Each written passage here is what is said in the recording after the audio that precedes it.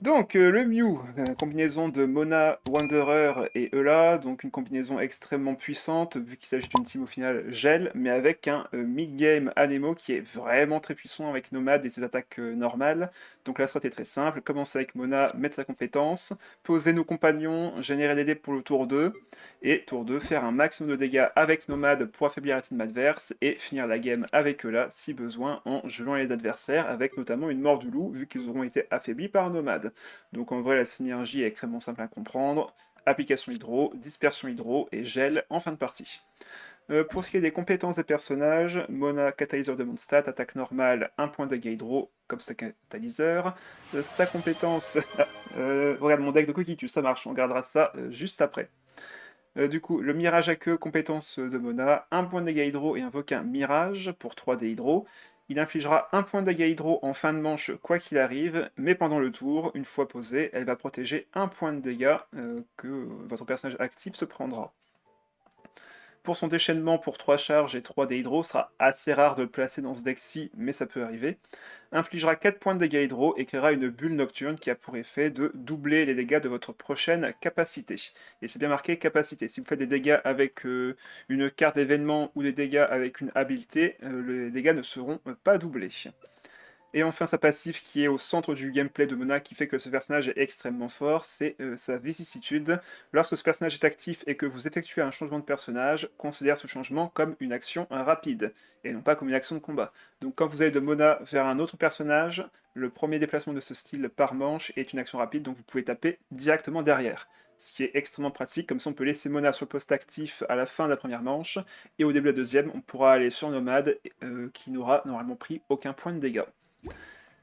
En parlant de Nomade, du coup, attaque normale, 1 point de dégâts à Nemo, vu que c'est un catalyseur. On voit qu'il n'a aucune affiliation, hein, contrairement aux autres personnages. Donc on a mon stat ici et mon stat ici aussi pour là. Lui, Nomade n'a aucune affiliation. Donc il ne peut pas avoir accès aux cartes de résonance de région. Sa compétence, 2 points de dégâts à Nemo, et crée un accord, enfin, il accorde à Nomade un bienfait venteux. Donc qu'est-ce que ça fait? Les prochaines attaques normales de Nomade feront 2 points de dégâts en plus, 2 fois du coup, donc ça fait quand même un très très gros boost de dégâts. Et surtout, il va taper l'adversaire qui est à droite de celui qui est devant vous. Donc il va pas attaquer le personnage actif adverse, il va attaquer le personnage qui est à côté de lui, à sa droite. Ce qui fait que comme il fait une première dispersion avec sa compétence, l'élément dispersé n'est plus sur le personnage au poste actif, donc le fait qu'il puisse taper un autre personnage permet de enchaîner les réactions élémentaires avec Nomade, ce qui est extrêmement pratique. Et enfin son déchaînement élémentaire pour 3 charges et 3 dés à Nemo, 7 points de dégâts, et si le personnage est sous l'effet de bienfait venteux, donc s'il a encore un stack de bienfait venteux sur lui, il va annuler l'effet, donc il va perdre tous ses stacks et augmenter ses dégâts de 1. Donc on passe de 7 à 8 points de dégâts, ce qui est vraiment énorme pour un déchaînement qui coûte 3 et coûte seulement 3 dés à Nemo. Enfin, pour conclure, on a Eula, attaque normale, 2 points de dégâts physiques sur son attaque normale. C'est une épéiste à 2 mains, donc c'est normal que les points de dégâts soient physiques et au nombre de 2. Sa compétence pour 3D cryo va faire 2 points de dégâts cryo, ce qui est assez faible, mais si le personnage n'est pas affecté par un cœur de glace, elle obtient un cœur de glace, et que fait le cœur de glace? La prochaine compétence qu'elle va lancer fera 3 points de dégâts. Donc elle passe de 2 à 5 points de dégâts, ce qui fait au total 7 si on combine les deux compétences lancées d'affilée, et 7 c'est bien plus que les 3 plus 3 qu'on fait généralement avec les personnages. D'habitude on a 3 points de dégâts sur une compétence, donc en faire 2 ça fait 6, sauf que là, elle peut faire que 2 d'abord, mais 5 derrière, ce qui fait 7, ce qui est supérieur à la plupart des personnages qui font des compétences à 3 points de dégâts. Sauf bientôt une exception qui va arriver prochainement. Et enfin son déchaînement élémentaire, pour 2 charges et 3 dés cryo, infligera encore une fois 2 points de dégâts cryo et va invoquer une épée de lumière qui va faire en fin de manche 3 points de dégâts physiques. Et si jamais vous attaquez avec une attaque normale ou une compétence, cette carte obtient 2 cumuls d'énergie. Donc un moyen d'augmenter très facilement ses dégâts en fin de manche. Elle peut passer très facilement de 3 à 5, voire même 7 points de dégâts si vous gérez plutôt bien votre tour, et prendre littéralement un one-shot pour finir la game. Même si je pense que ce sera assez rare de lancer un déchaînement élémentaire dans ce deck avec elle. Ensuite, pour la construction du deck, tout tournera autour de l'équipement, des artefacts et des armes pour nomades autour d'eux. Donc on a Donnerzad ainsi que Timaeus et Wagner qui sont présents dans le deck pour aller récupérer les artefacts et les armes. Si jamais on ne récupère pas et qu'on a armes et artefacts qui coûtent un peu trop cher, on joue la carte d'Arcane, Jardin d'Antan, pour justement réduire le coût d'une arme ou d'un artefact de notre main. Donc très pratique également ici. Pour ce faire, on a également la chambre d'or qui va réduire le coût des armes et artefacts qui coûtent 3 et plus. Donc là pareil, on a que des armes à 3 et le fameux rêve doré qui coûte 3 aussi, qui va être réduit en coût. Après ça, ce sera surtout de la pioche, de la récupération de artefacts avec Ode à la lyre pour remonter le rêve doré en main et le rééquiper. Princesse sanglier, forcément, vu qu'on joue beaucoup d'équipements, on peut derrière mettre un équipement l'un sur l'autre comme les artefacts pour récupérer un des Omni.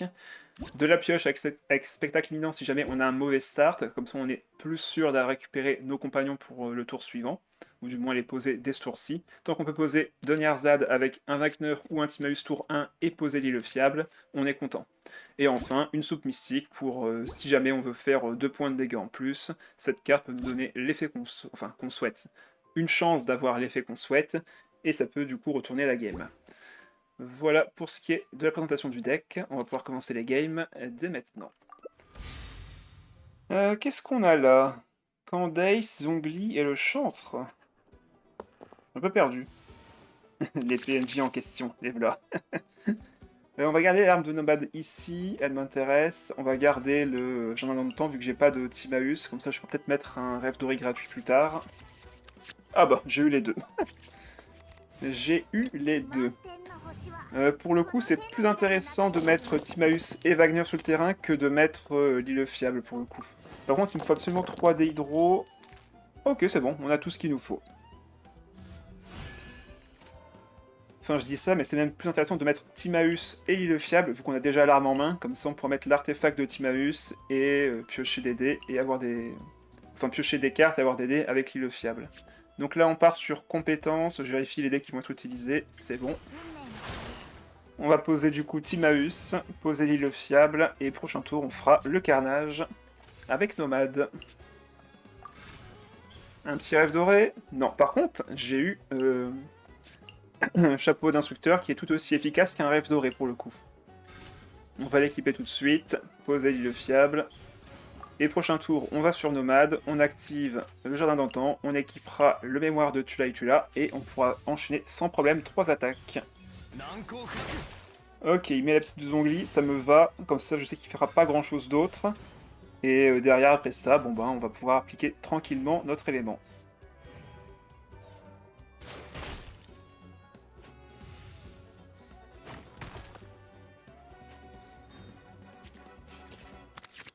Ah bah, on a eu le rêve doré pour plus tard aussi.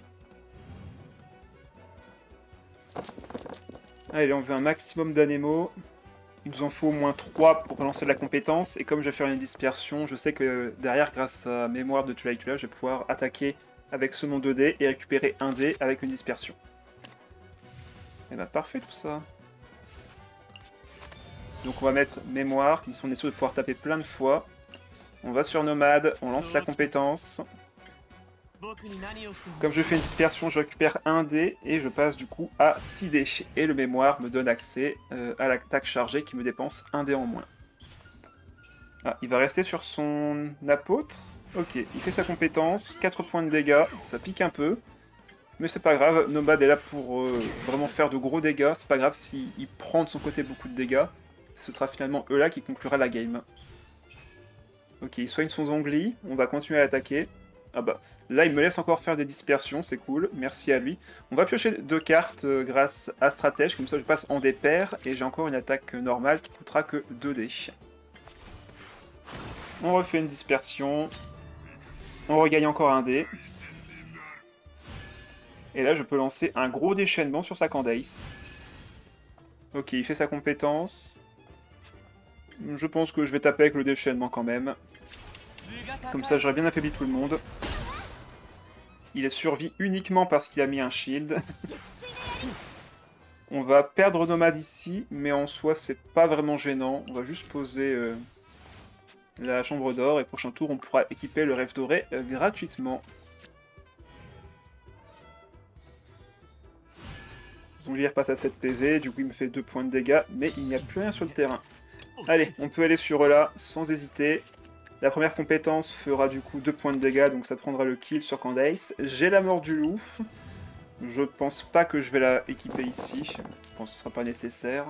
Mais si jamais on a besoin, elle est là.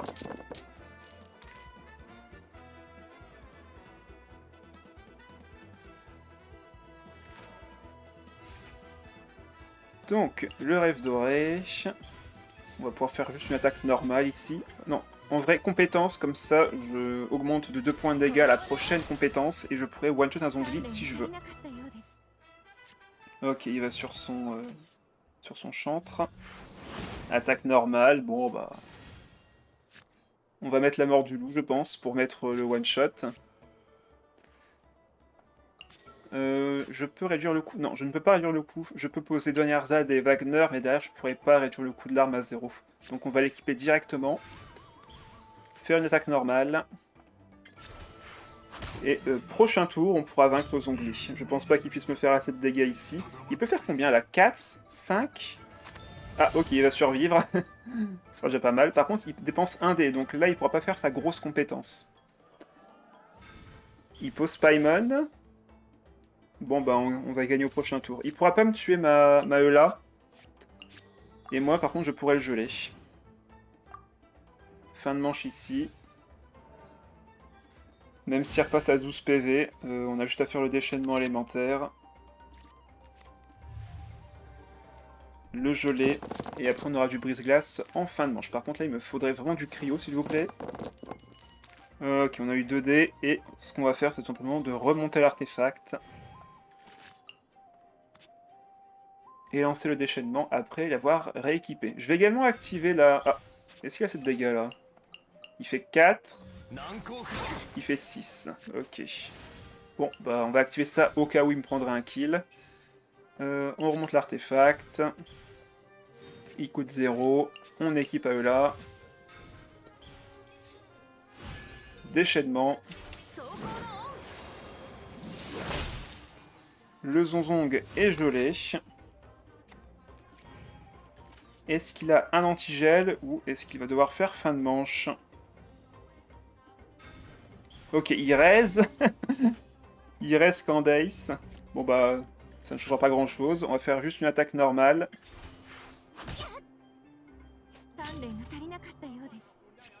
Du coup, je gagne 2 cumuls sur mes épées de lumière. Ah, alors, heureusement que la vocation ne peut pas être détruite, celle de là, vu qu'elle gagne des cumuls qui sont ensuite transformés en dégâts. Donc là, j'ai juste perdu mes cumuls de dégâts. Heureusement, d'ailleurs. Mais les cumuls peuvent encore augmenter. Je peux mettre 6 points de dégâts et 5 de plus avec les dégâts de fin de manche, donc on va faire ça tout de suite. Heureusement que les invocations de cumul marchent comme ça. Voilà, on lui met 6. Et je vais mettre 7 en fin de manche grâce au brise-glace. Il fait qu'un seul point de dégâts vu qu'il est à moins de 7 PV. Et là, je mets 7 de dégâts, c'est gagné. Victoire 1-0. Ok, Lisa Neuvy et le Fatui Cryo. Ok, on va voir ce que ça donne. Il n'y a pas une grosse synergie, mais les personnages indépendamment sont assez forts seuls. Donc pourquoi pas. On va voir.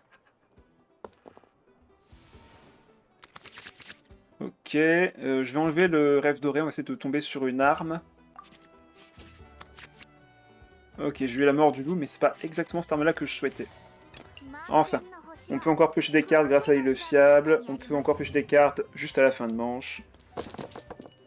Bref, rien n'est perdu. Allez, 2 dés hydro, s'il vous plaît. Ah, j'en ai eu qu'un seul, hein.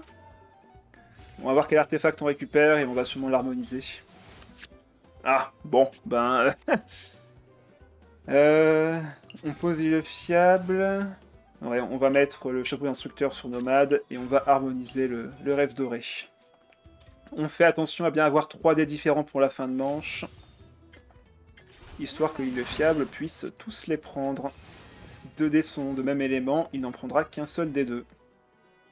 C'est bien indiqué. Récupère tous vos dés élémentaires non utilisés, maximum 1 par type. Donc si j'ai 2 dés pyro, il ne récupérera pas les 2 dés pyro.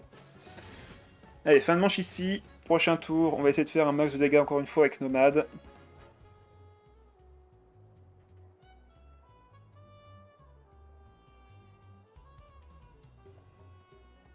Mona qui est vraiment le meilleur tank du tour 1. Vu que son invocation ne peut pas être détruite par un Agio, c'est comme elle fait 2 applications hydro, une au début et une à la fin. Elle est vraiment efficace pour ça. Sans compter son déplacement rapide derrière. Ah bah, parlons de déplacement rapide. Par contre là, il va me falloir absolument une arme, sinon je vais pas faire énormément de dégâts avec Nomade. Ok, on a au moins les dés pour la compétence et les attaques normales. J'ai 2 dés Omni après. Allez, une petite arme. Ah, parfait, bon bah nickel. Franchement, on a eu de la chance. Donc on va faire un tour quasiment identique à la game précédente.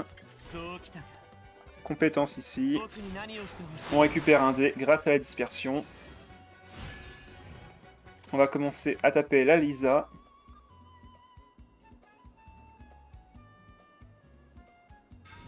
Ok, il se soigne. Il va me mettre 4.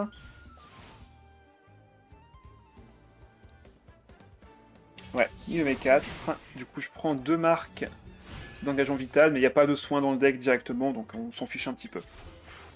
Allez, attaque normale. Je récupère encore un dé. Pour que les dés soient pairs, on va sûrement poser Dunyarzad. Ah, il y a un déplacement rapide, du coup il va pouvoir me geler mon, mon nomade. Hélas.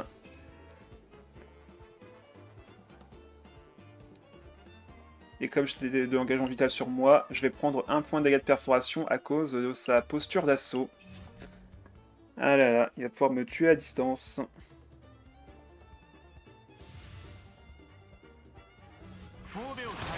Ok, on a pris 3 points de dégâts.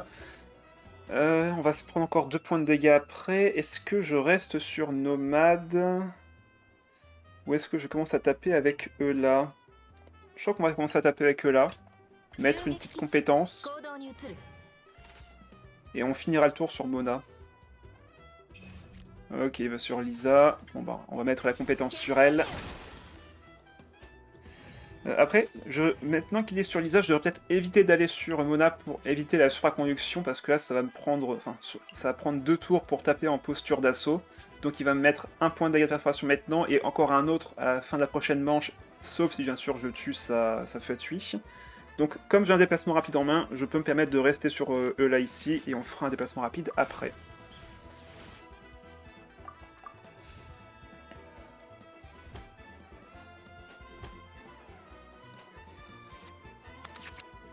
Ok.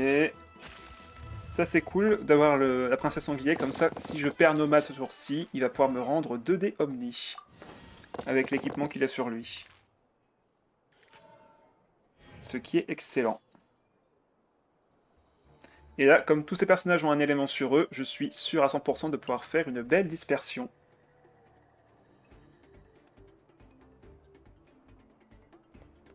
Ce qui serait encore mieux, c'est qu'il aille sur son opérateur Fatui pour taper eux là, histoire de lui appliquer peut-être un engagement vital.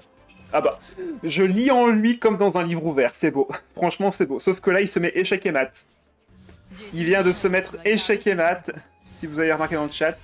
Allez hop, déplacement rapide sur Nomade. On va activer quand même la princesse sanglier au cas où. Et là, j'attaque Lisa qui va donc tomber, et les 2 autres vont se faire geler. C'est beau. Franchement là, c'est magnifique. Il m'enlève la charge ultime mais je m'en fiche. Je vais pouvoir lancer encore 2 attaques.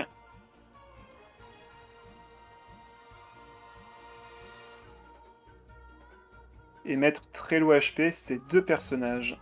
Ok, il retourne sur Nevi.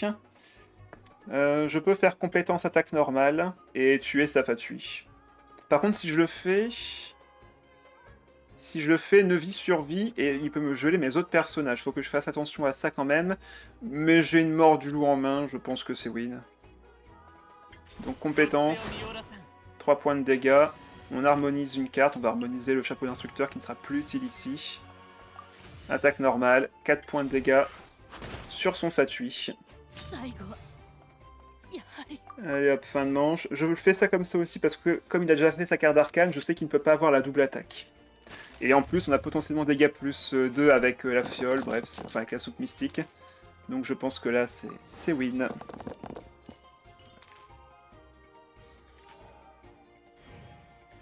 Il peut se soigner de 2 PV avec, avec sa bulle, pardon. Ouais, il va passer à 6. Vraie question, est-ce que j'ai pas d'intérêt à plutôt aller sur Mona d'abord, au cas où? Parce que là, je fais combien? Je fais pas encore les 6 points de dégâts. Là, je fais 5 pour l'instant. Ouais, on va aller sur Mona d'abord. Comme ça, son attaque normale va me tuer. On va faire attaque normale nous aussi. Vu que là, il est bloqué, il doit réattaquer avec son attaque chargée. Parfait. On va sur là, on pose la chambre d'or, on équipe la mort du loup. Compétence, 9 points de dégâts. Ah oui, c'est vrai que j'avais déjà activé une cœur de glace. Oui, donc j'avais déjà les dégâts en fait. Allez, 2-0. Qu'est-ce qu'on a là? Donc Moalani, Shinobu et Deya. Ok, on va voir ce que ça donne. Ok, très bien. Donner Arzod avec un compagnon, c'est cool. Et là, j'ai un Liné. Bon, si jamais je ne récupère pas un Lille fiable, on peut toujours activer Liné pour avoir beaucoup plus de cartes en main le prochain tour.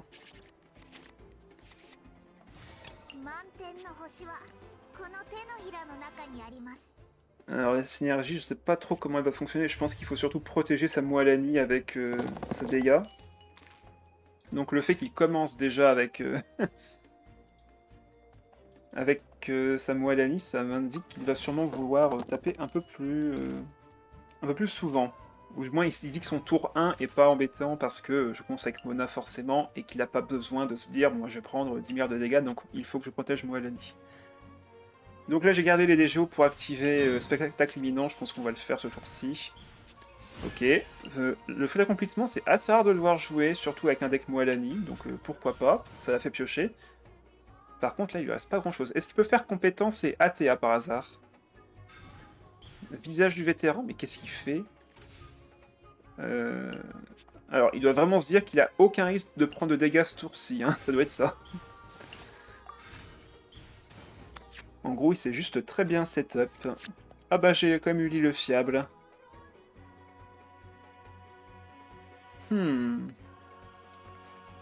J'ai quand même eu l'île fiable. Bon, on va quand même partir sur le plan de l'inné. Ok. Est-ce que je lance comme la compétence? Parce que si switch au prochain tour, j'aurai pas l'application hydro de mise. Ouais, on va peut-être quand même faire la compétence. J'ai combien de cartes en main? 8. Donc j'aurai pas d'overdraw si je tape maintenant.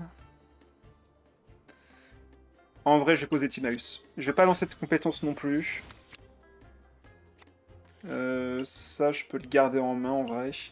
Vu que sa Moalani ne frappera pas directement. Et on laisse le dé à l'île fiable. Allez hop.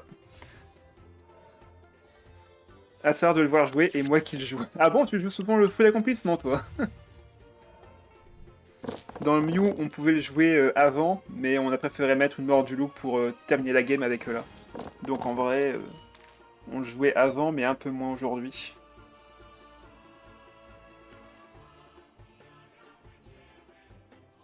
Allez, du coup, on a la réduction en dé de toutes nos armes et artefacts grâce à Wagner et Timaeus qui sont à 3 stacks. Donc on va pouvoir mettre le mémoire sur Nomade, on va pouvoir mettre le rêve doré si on veut, ou alors le chapeau de l'instructeur. Bref, on a tout ce qu'il nous faut. Dans mon deck Nomade Dispersion. Ok, ok. Tu le joues en troisième option, ou tu le joues parce que t'as que des catalyseurs dans ton deck, peut-être que tu joues pas eux là et que tu joues peut-être une Citlali, hein, ça se trouve. Je ne sais pas. Ouais, il fait sa compétence. On va voir si on peut réduire le coût de la capacité de Mona pour faire la compétence. Voilà, parfait. Comme ça on peut temporiser un peu en coûtant moins cher en termes de dés. Et j'évite d'harmoniser une carte, vu que là elles me sont quasiment toutes utiles. Peut-être à part l'arme vite fait de Nomade en 2 exemplaires. Alors est-ce qu'il va... De toute façon là il va être obligé de switch. Hein. Soit il fait attaque normale, soit il fait son habileté, soit il switch. Donc dans 2 cas sur 3, Moalani ne sera plus sur le terrain.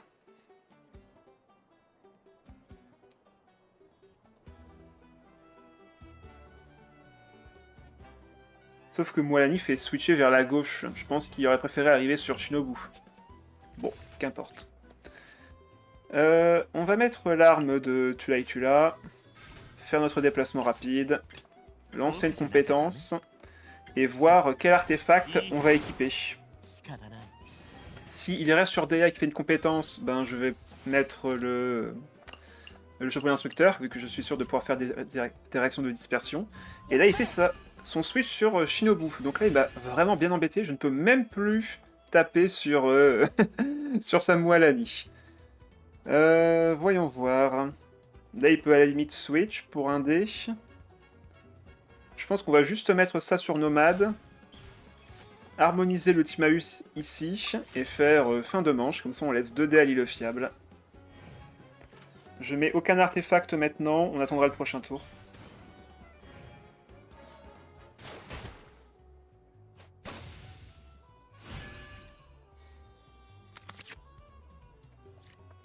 Deuxième option, Farozan joue la version arc. Ah d'accord, et Nomade, c'est soit son arme, soit le free. Ok.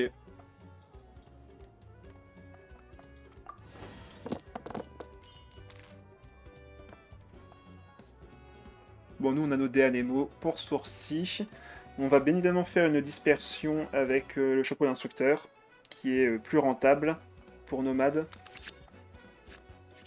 Ok, par contre avoir 2 chambres d'or c'est vraiment excellent pour le coup.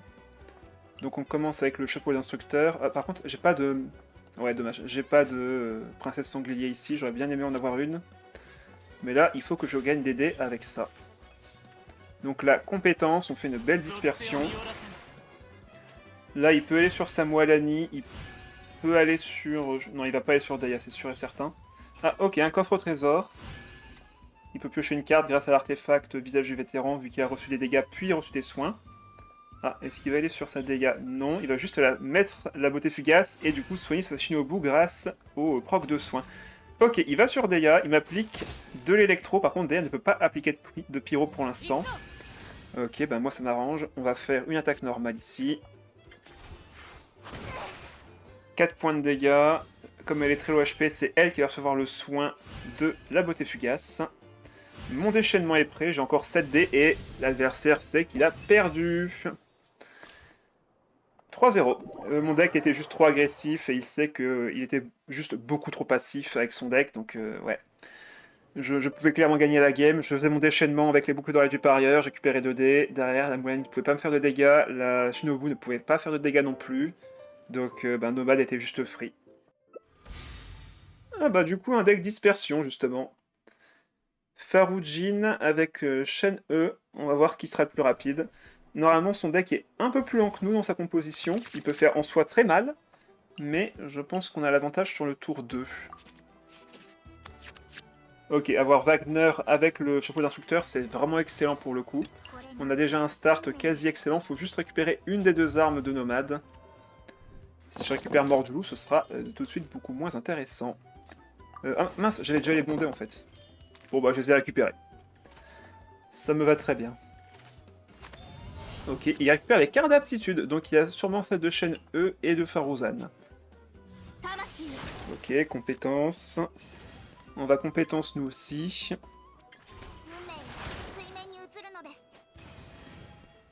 Est-ce qu'il va vouloir faire une dispersion tout de suite? Ah, apparemment oui. Ok, donc là, j'ai pas trop envie de me prendre une dispersion cryo.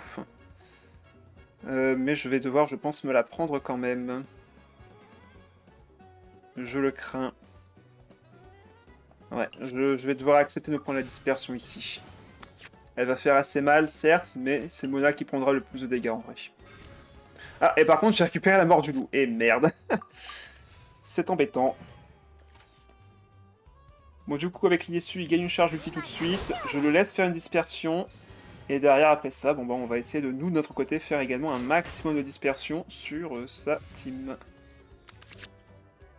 Et bonsoir Akane. Elle fait quoi l'application de Shen-E? Je l'ai jamais lu. Ah, l'aptitude. L'aptitude de Shen-E augmente les... non, c'est pas ça, c'est... J'ai un trou de mémoire d'ailleurs. Attends.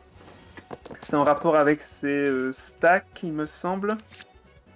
Putain, faudrait que je la relise pour être sûr. C'est vrai qu'on la joue pas d'habitude, c'est pour ça. Par contre là, on va activer stratège, essayer de récupérer une arme. Bon, on n'a pas récupéré d'armes. Je suis un peu embêté là.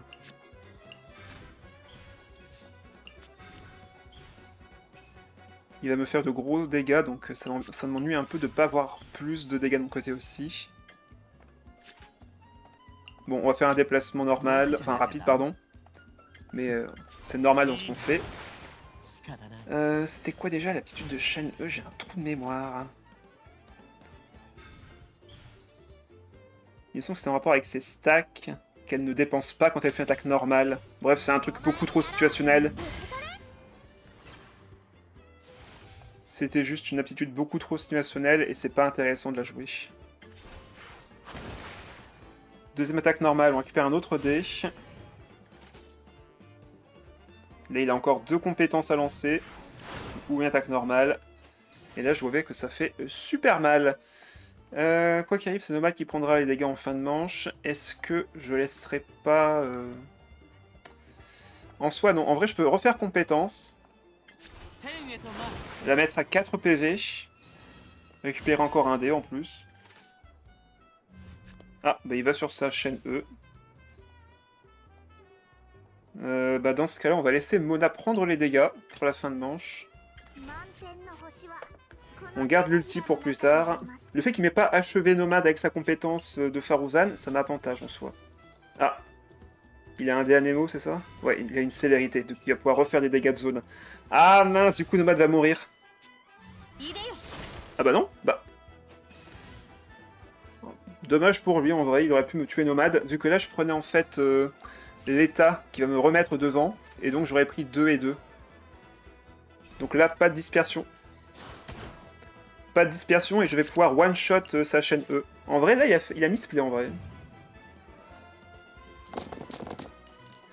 Il a misplay et de loin.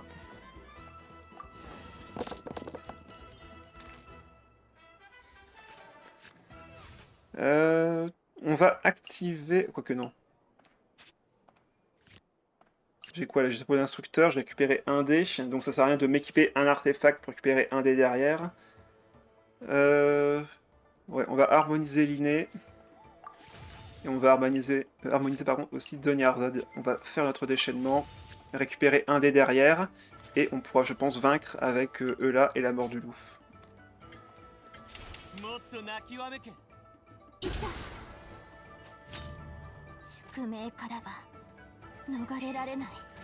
On récupère un dé à Nemo. Il fait sa compétence. On va sur Eula. On lance une première compétence et on va, je pense, se protéger des dégâts de Jin. 2 dés en moins, dégâts moins 2 et dégâts plus 2. On va prendre des... Ah, quoique, si je fais dépense 2 dés en moins, je peux one-shot sa Jin et avoir le déplacement rapide sur Mona. Mais est-ce que j'ai assez de dés? Je sais plus combien j'ai de dés du coup là. Ouais, c'est bon, j'ai les boucles d'oreille du parieur, donc normalement les dés seront présents. Donc on va faire dégâts plus 2. Hop, rendre ça gratuit. Pourquoi j'ai pris dégâts plus 2? C'était dégâts moins 2 qu'il fallait prendre. Bon, c'est pas grave, c'est pas grave. J'ai les dégâts quand même. J'ai les dés et les dégâts quand même. Là, il va me faire une compétence. On aura 4 dés, donc un déplacement rapide de plus. Ouais, il harmonise toutes ses cartes. Ok, je meurs avec Mona. Mais j'ai les dés pour gagner. 9 points de dégâts encore. Bon, par contre, j'ai vraiment misplay pour le coup. Heureusement qu'il avait rien pour me contrer. Allez, victoire. 4-0. Qu'est-ce que ça va vite comme deck. Ok, bah un deck que j'ai joué il n'y a pas si longtemps que ça, justement. Qui m'a permis de mettre le Bruto Shaman, justement, enfin le Bruto Véreux au niveau 30. Donc en vrai, le deck est très solide. Ok, par contre, j'ai aucun compagnon, pardon. Le start n'est pas propice à ce que j'ai d'habitude.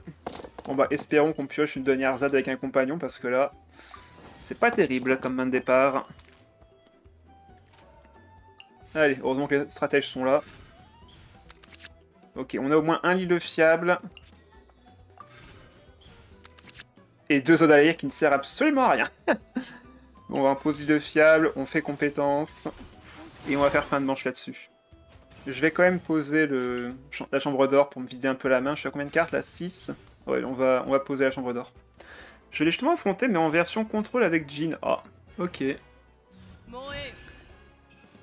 Bon, la compétence de Mavrika qui j'espère sera bientôt nerf à la prochaine mage, parce que 2D Pyro c'est juste trop peu pour un effet qu'elle possède. Allez, on va voir si le Mew peut gagner contre ça. Donc là il va aller sur Citlali bien évidemment. Il va défausser sa carte en main, voilà. Il va pouvoir faire une réaction rien qu'avec la compétence de Citlali. Qu'est-ce que ça fait mal. Réapplication derrière, et là s'il fait une attaque normale, il peut me mettre un kill. Hein. Voilà, attaque normale, et du coup 2 points de dégâts, enfin 3 points de dégâts pyro derrière. Ah non, j'ai compté. Ouais, j'ai compté un dégât de trop. Ah, ATA, et là il va recommencer son habilité pour revenir sur le Bruto. Ok. Et du coup il me met le point de dégâts pyro manquant. Bon bah il les avait les dégâts, tout va bien. Et il a un support. Franchement, là, l'adversaire qui nous fait une sortie, mais monstrueuse. Hein. Il a l'ulti de Citlali, il a bien chargé sa Mabuika. En vrai, là, ouais, il a... il a un tour 1, mais parfait, contrairement à moi. J'aurais bien aimé avoir mes compagnons, là, parce que je n'ai quasiment aucune réduction en dés. Ok, on va pouvoir récupérer 2 dés s'il faut avec... avec le rêve doré. Ouais, on va l'équiper. De toute façon, j'ai pas trop le choix ici. J'ai pas d'armes, j'ai rien du tout. On va dépenser 2 dés pour faire équiper ça. On va lancer la compétence, comme ça on fait une dispersion et on pioche une carte. Ouais, Wagner. Donc là, je suis sûr de piocher l'arme, enfin une arme dont j'ai besoin grâce à lui. 3 points de dégâts hydro qui partent. On va voir si on peut récupérer une arme. C'est hyper important ici. Ok, mémoire de Tula. On va réduire son coût. Ah bah, on récupère même Timaeus derrière. Je peux dépenser un dé, mais j'ai rien, donc on va faire une attaque normale ici. On va encore piocher une carte. Comme ça, j'affaiblis bien sa Mavuika. 4 PV, c'est à la portée de kill de tout le monde. Ah, déplacement rapide sur Scali, et il va me geler avec le déchaînement élémentaire. Oh là là. Ne s'arrêtera-t-il donc jamais? Comme il fait une réaction élémentaire, il récupère 2 Noctam, et en plus, il va pouvoir taper une seconde fois avec du cryo. Il récupère 2 points de Noctam, donc il me met du cryo, et comme il récupère du Noctam avec sa passive, vu qu'il fait une réaction cryo, il peut me le réappliquer. Heureusement que Mavrika n'a pas ses charges. Là, on va juste poser Timaeus. Ok, rêve doré. J'ai 8 cartes en main, aucun risque de pioche ici. On va faire fin de manche. La situation est dramatique. Là, il peut pas faire fin de manche sur son Bruto Shaman, sinon je tue Mavrika. Et je pourrais donc geler les 2 autres personnages. Compliqué cette situation. Moi qui aurais jamais les dos de cartes des Castel, bah ouais, c'est triste en vrai. Ceux qui n'ont jamais participé n'auront jamais les dos de cartes, forcément. Que ce soit ceux du gouffre, ceux de Enkanomiya.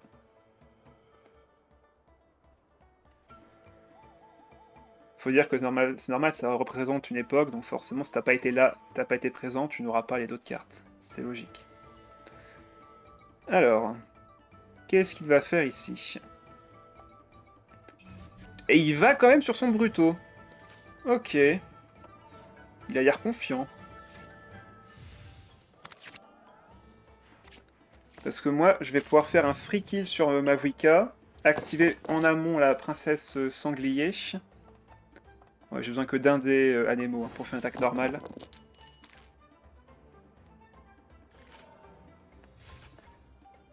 C'est le rêve doré que j'ai équipé, je vais le remonter. Quoique, est-ce que j'ai vraiment besoin de le remonter? Timaeus c'est à 3D. En vrai on le remonte, parce que normalement ça réduit le coût et ça active d'abord la chambre d'or. Donc Timaeus ne va pas s'activer normalement ici. Ouais, il ne s'active pas. Donc là j'ai un autre rêve doré qui est gratuit.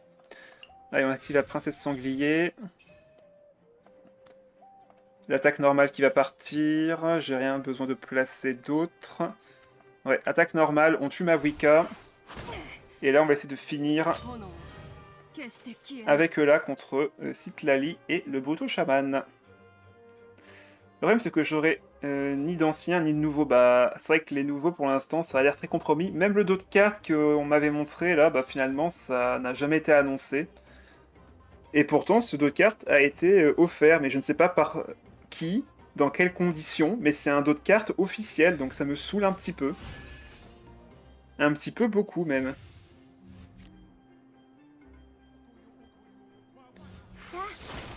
Ok, compétence de Slally, il passe en état de Noctam. Merci pour les 2D Omni.